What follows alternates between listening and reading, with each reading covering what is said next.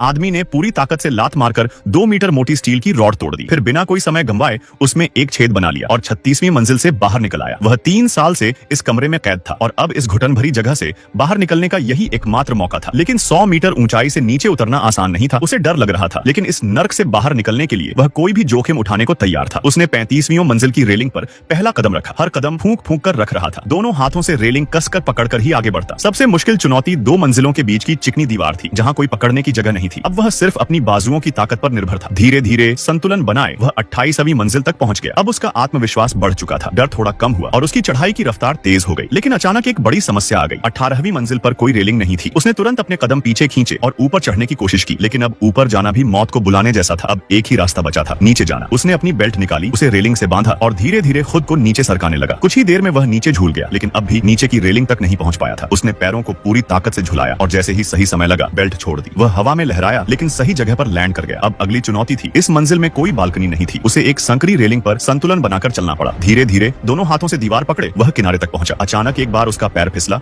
लेकिन उसने खुद को संभाल लिया। हर सांस संभल कर ले रहा था। जरा सी भी चूक का मतलब मौत था। आखिरकार उसने खिड़की तोड़ी, कमरे में कूदा और सीढ़ियों का दरवाजा खोल दिया। जैसे ही वह बाहर निकला उसने गहरी सांस ली।